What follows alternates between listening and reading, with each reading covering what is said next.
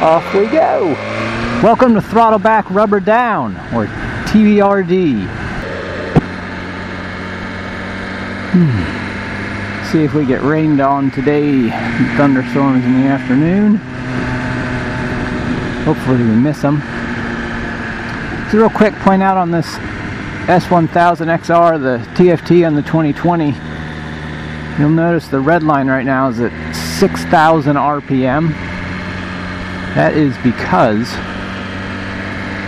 as you warm it up, or just turn it on, as the engine warms up, that'll go up to its actual red line. So, pretty cool. Nice visual indicator, giving you a little bit of a, hey, let your bike wake up before you beat on it. Look at that sunrise this morning. Wonder how that's coming through. We're gonna have a beautiful view heading over the bridge into our county of employment. Sun coming up over the Chesapeake Bay. It's a beautiful morning out. This is the Hayden Bridge, connects Harford and Cecil County. On the Harford County side, you're leaving Havre de Grace and you're coming to Perryville when you get across the bridge on the Cecil County side. This is the absolutely gorgeous sheet over here. There's the sun. This is, if I peer off in either direction to my left or right, we'll look to the right, see I-95, and a little closer to us is the train railroad bridge. And to our right, you will see the Susquehanna emptying into the Chesapeake Bay. Up there. Very nice. That railroad bridge you see there is the Mark Bridge, or the bridge for the Amtrak train, I should say, not Mark. That's the Excella. Goes across there from DC up to points north, which if you're not from the United States, you'll find it strange to know that that is the only, quote, high-speed train or high-speed rail line that exists in the USA. And even as it exists, it's not quite the high-speed train that you have over across the pond in other countries. Strange fact. I'm sure there's others who know more about why. Personally, I can't think of a great reason why we don't have better high-speed rail service. I think if we did, it would be very highly used, particularly in a country that is as spread out as the United States. At least regionally, I know that it would be highly used, as that Excella is very highly used.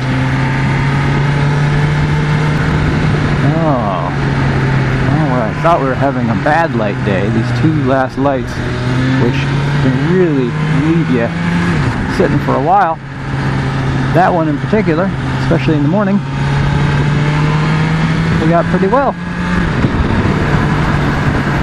I'll say this, that both those lights, and they're not like this everywhere, they're very smart traffic lights with their sensors that work pretty well. It is a gorgeous morning out, 75 degrees. I said hopefully we don't get thunderstormed on in the afternoon, but if you didn't ride every day, it said it was 30 or 40% chance of storms. You might never ride. And honestly, I don't mind if it does anyways, other than, and this is probably why it's a guarantee to rain this afternoon, I just cleaned and detailed this bike this past weekend. Got the chain all sparkling up and cleaned and lubed, which usually is a recipe to go out and get stuck in a downpour for 5 minutes, just to kind of erase all your hard work. So we'll see what the afternoon brings. Nice ZL1 Camaro. I do love this commute to work. It's got a little bit of everything. A couple of stoplights. I don't know why anybody would want those, but a couple of stoplights. some small town travel, some freeway, and then some backcountry roads before I arrive at work. All totaled, just under 25 nice miles. Going into work as I go around the toll takes about 30 to 35 minutes. Coming home, about 25, as you're able to go just straight down the freeway once you get off, or I should say once you get on it, you're able to go straight down it, as there is no toll southbound. It's across the Susquehanna, only northbound.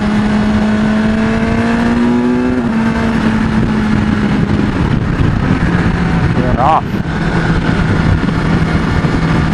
Alright, this is going to be us.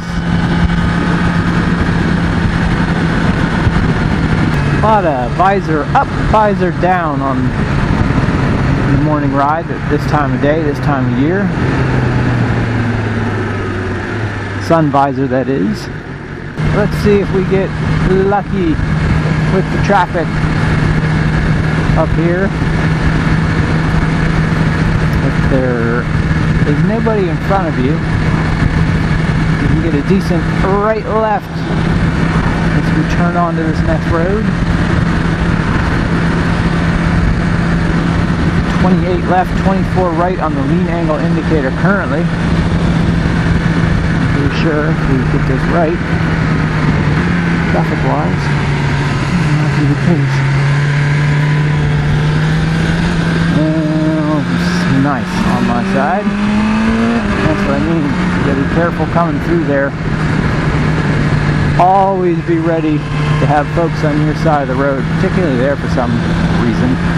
I guess because there's a slight turn ahead of that turn. So we increase the lean angle slightly to 37,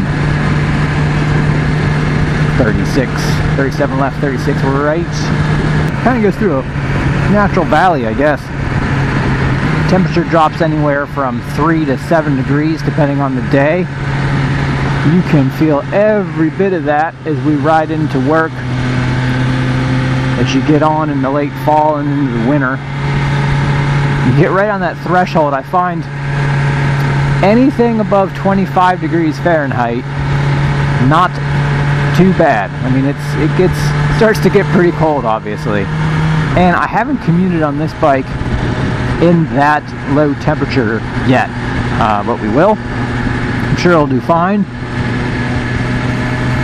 with the great heated grips that are on it and fairly decent wind protection. But as I was saying, anything under 25, I don't bother. That just gets too cold for me. I find that even with good winter gloves on, my issue with the winter gloves, at least on my previous bikes, has been, as much as they're insulated and thicker, it definitely leaves you with very little touch on, you know, the hand controls. But interestingly, I have found my hands are actually cooler in thick winter gloves, and I have a really nice pair of insulated winter riding gloves from Cortec. But what I find is the heated grips don't penetrate them as well.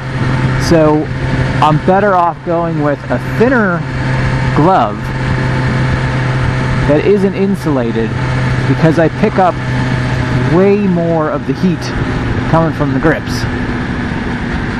At least on previous bikes that's been the case, both my Triumph and my Ducati. So these definitely have scalding hot grips if you watched my bike review. But the true test will be when it gets properly cold, which will be in a few months. And you gotta dodge the, I'll ride year round, but the thing that'll keep this bike in the garage the longest during any part of the year is when they suspect a snowstorm is coming and they annihilate the roads with their pre-treatment and salt.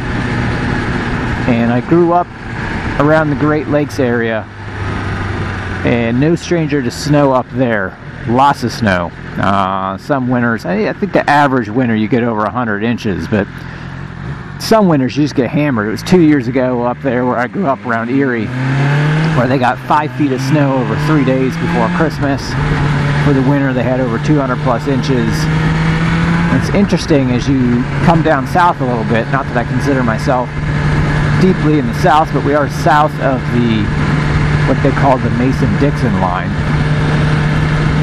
And when I first moved down here, I was shocked at how everybody reacts with the threat of a little bit of snowfall. And this is an interesting area. It doesn't get a ton of snow annually, but you occasionally get that nor'easter that'll put down 18 inches to 2 feet, and everything closes for at least a week.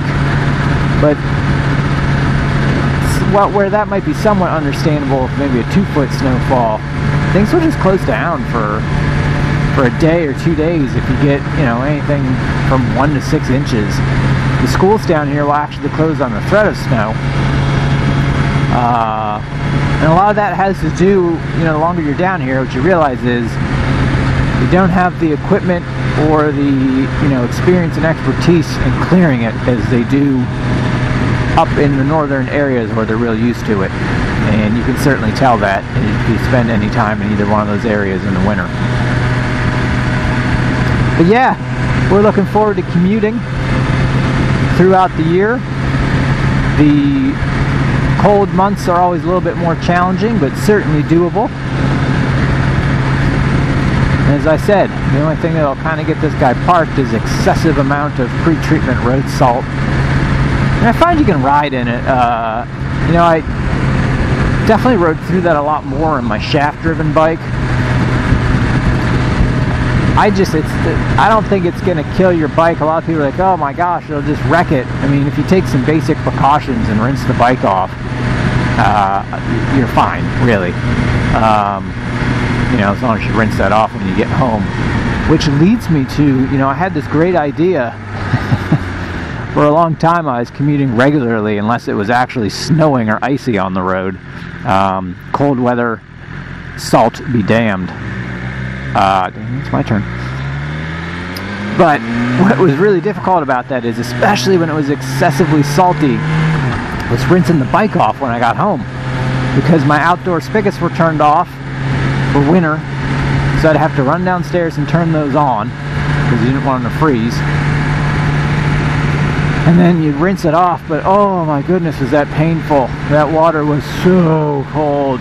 So cold. And sitting outside, it was so cold. So I thought, just like a sprinkler, if you, how's this for an invention idea out there, YouTube land? You pull into like a wheel chock, right, for your bike. So you just pull into a wheel chock that's kind of elongated. And it's like a sprinkler system for your bike. So you just have it hooked up to a hose. You pull that out of the garage on a cold day so you don't have to worry about it. You got the bike locked in there. Just roll up, wheel chock holds it. Sprinkler system just washes down the bike, takes care of all that salt. Get some actuating heads.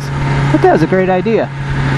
Maybe I should look into it. Or, better yet, the story of everyone's life, right? Maybe someone will hear this and look into it and develop it, and they'll end up making millions. If that happens, make sure you send me some royalties.